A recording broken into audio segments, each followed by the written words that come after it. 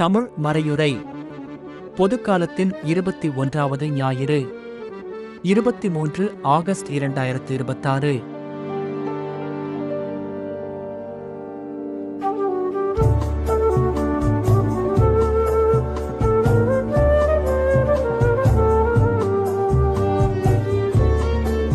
பேதுருவை பாறை.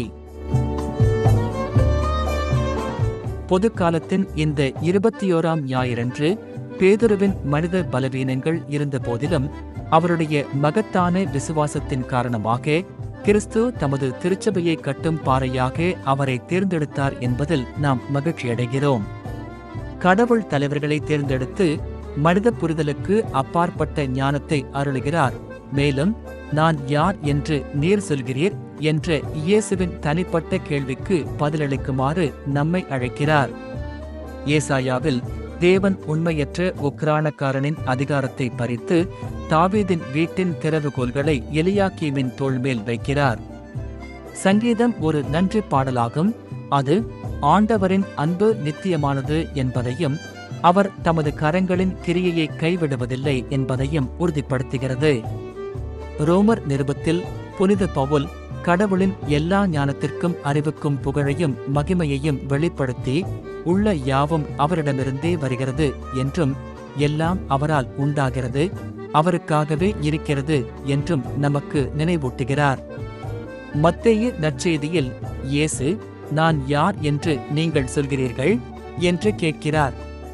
பேதுரு இயேசுவை கிறிஸ்து என்று அறிக்கையிட இயேசு பேதுருவை பாறை என்று பெயரிட்டு பரலோக ராஜ்யத்தின் திறவுகோல்களை அவருக்கு கொடுக்கிறார். செய்தி: ஞாயிற்றுக்கிழமையை புனிதப்படுத்த நற்கருணையை ஆசரிப்பது இன்றியமையாதது. இவ்விஷயத்தில் ஞாயிற்றுக்கிழமைகளில் வேலையிலிருந்து விடுப்பு எடுக்க முடியாதவர்கள் கூட திருப்பலியில் கலந்து கொள்ள ஏதுவாக அனைவரும் சிறந்த சூழ்நிலைகளை ஏற்படுத்திக் கொள்ளுமாறு கேட்டுக்கொள்கிறேன். திருவழிபாட்டு ஆண்டு என்பது கடந்த கால நிகழ்வுகளின் ஒரு நிலையான சித்தரிப்பு அல்ல, மாறாக அது தமது மக்களை மீட்பின் வரலாற்றின் மறைபொருட்களில் மூழ்கடிக்க விரும்பும் இயேசு கிறிஸ்துவுடனான ஒரு தொடர்ச்சியான சந்திப்பாகும். கிறிஸ்து மரித்தோரிலிருந்து உயிர்த்தெழுந்த நாளே திருவழிபாட்டு ஆண்டின் மையமாகும். மேலும் அது நாம் அனைவரும் மீண்டும் உயிர்த்தெழும் கிறிஸ்துவின் 2ஆம் வருகையை முன்னறிவிக்கிறது. இந்த காரணத்தினால் விசுவாசிகள் நற்கருணையை கொண்டாட ஒன்று கூடுவதன் மூலம் ஆண்டவரின் நாளை புனிதப்படுத்துவது அவசியமாகும். நமது செயலுக்கமான பங்கேற்பும் உறுதியான சாட்சியும் கிறிஸ்துவுக்கு உரியவர்கள் என்ற யதார்த்தத்தில் நாம் இன்னும் ஆழமாக பிரவேசிக்க உதவட்டும்.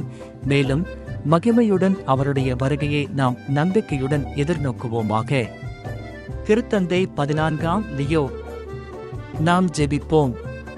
பெரும்பாலும் அடையாளம் தெரியாத தன்மையாலும் தனிமையாலும் சூழப்பட்ட பெருநகரங்களில் நற்செய்தியை பிரகடனப்படுத்தவும் சமூகத்தை கட்டியெழுப்பும் பாதைகளை கண்டறியவும் நாம் புதிய வழிகளை காண ஜெபிப்போம். விசுவாசிகளின் உள்ளங்களை ஒரே நோக்கத்திற்காக ஒன்றுபடுத்தும் இறைவா, நீர் கட்டளையிடுவதை மக்கள் நேசிக்க அருள் புரிவாயாக. நீர் வாக்களித்ததை நாங்கள் விரும்புகிறோம். இவ்வுலகின் நிச்சயமற்ற தன்மைகளுக்கு மத்தியிலும் உண்மையான மகிழ்ச்சி காணப்படும் இடத்தில் எங்கள் இதயங்கள் நிலைத்திருக்க வேண்டும். எங்கள் ஆண்டவர் வழியாக. ஆமென்.